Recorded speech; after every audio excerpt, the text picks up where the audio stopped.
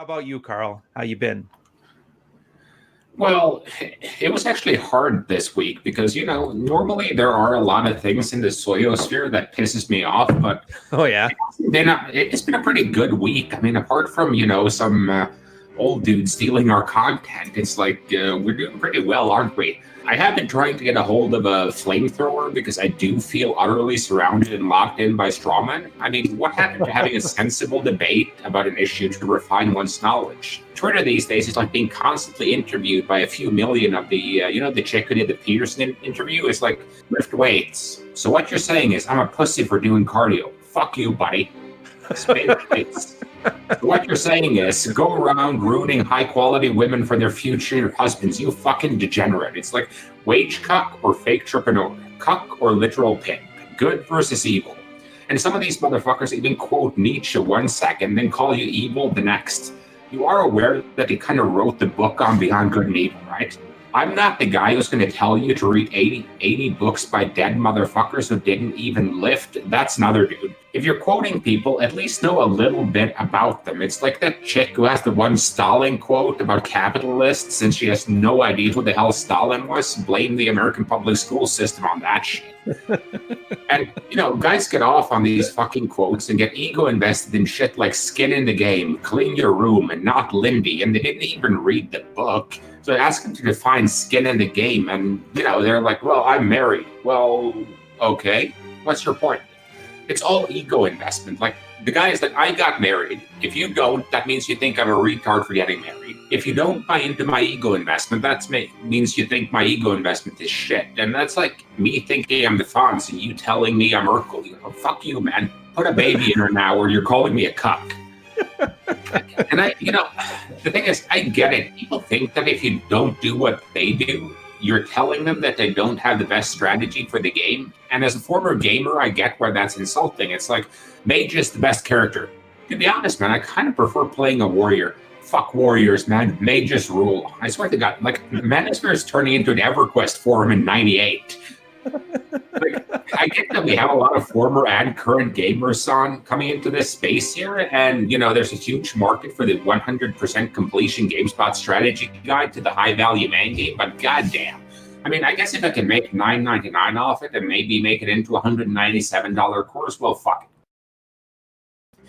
Okay, guys. So during character creation, you'll have a lot of options. But for most, it's going to be restricted a bit on the first playthrough. Your sex will be locked in and can't be changed unless you get a new skin in a surgery loot box. The first rule of your character creation is don't make it a fatty. If you have the deluxe edition, make sure you also get it to be 6 foot tall and really muscular. Come on, if you're not ripped to the gills and look like a pro bodybuilder, you'll never get any pussy ever. In fact, if you have more than 2.4 ounces of fat on your body, you're pure soul. Don't pass go, do not collect $200 and go straight to jail. And, at least when you get out of jail, you can be a life coach who berates his customer base, threatens to end guys, and talks about how to be a good, upstanding, moral citizen. Nothing hypocritical about that at all. And, once you're done with character creation, you'll spawn in a random open world location and go through the standard tutorial. This is a pretty long session, so make sure you got a couple of Mountain Dews and some cupcakes to keep you company. But, don't get fat. The goal in the tutorial is just to get through it without ending up in jail, fat, devoid of social skills, or marrying a single mom. Don't get fat, seriously. I cannot emphasize this enough. You don't want to look like your whole life is a long episode of Man vs. Food. Now, once you finish the tutorial, you'll find yourself in an open world location with a lot of female NPCs running around doing random shit.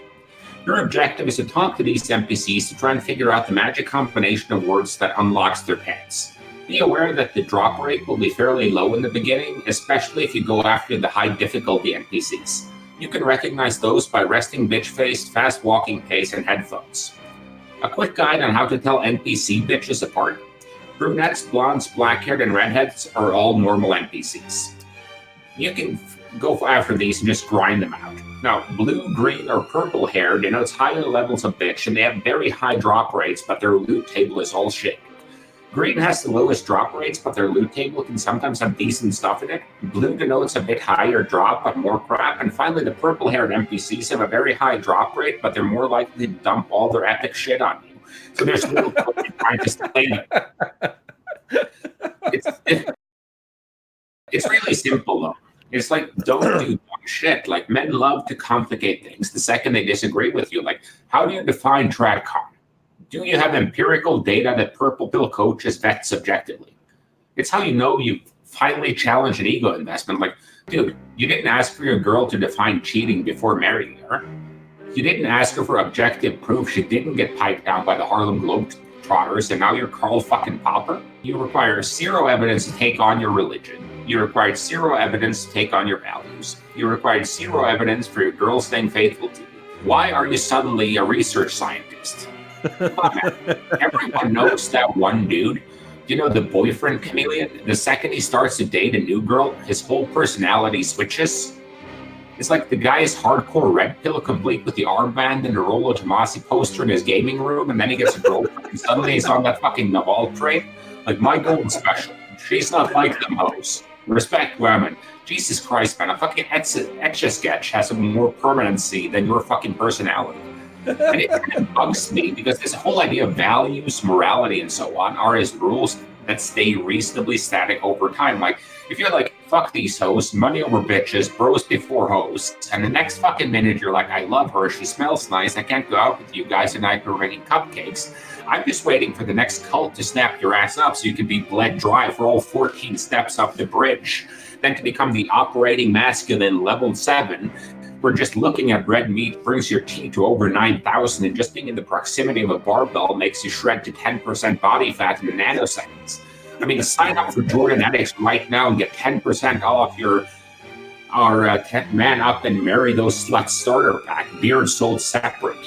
For the love of God, whatever happened to just doing things and not buying into all this shit? What's the I don't even get what the point is with the whole thing, because it's essentially like they're just looking for new cults to join, and it's just a matter of time before they find the one that finally makes them drink the goddamn Kool-Aid.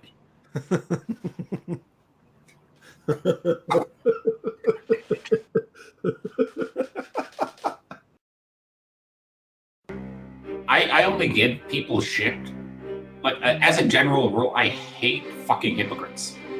I hate fakery and I hate hypocrites. So those are usually the guys I call out. Like, I'm not going to be, I'm not going to call out a guy who's, I think is genuine. So that's kind of my thing with it. It's, if you're genuinely trying to do something, I won't give you shit about it. If you're just outreach marketing or selling bathwater or catering to the sun hat gods with your Miller Lite masculinity to get some cred and to get some juice, fuck you. Yeah, the thing with it though is those are usually kind of like the kind of comments you make when you're not pissed off, you're annoyed. Yeah.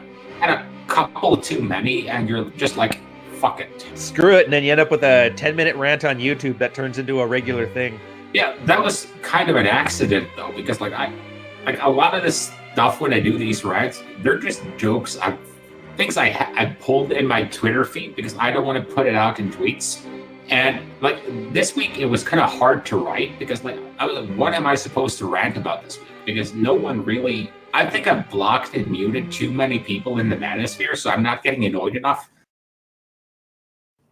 I think the whole thing comes down to that guys are so ego invested in this white picket fence, leave it to beaver lifestyle that they're not willing to give up on the dream. And that's the biggest thing I see with every guy I talk to who's kind of purple pilled, is that they kind of see the reality of things, but they rationalize it away because having that reality means they can never have like the dream they wanted of, you know, the beautiful wife who fixes them a meal when they come home and who meets them at the door with a drink and who's nice and self-sacrificing.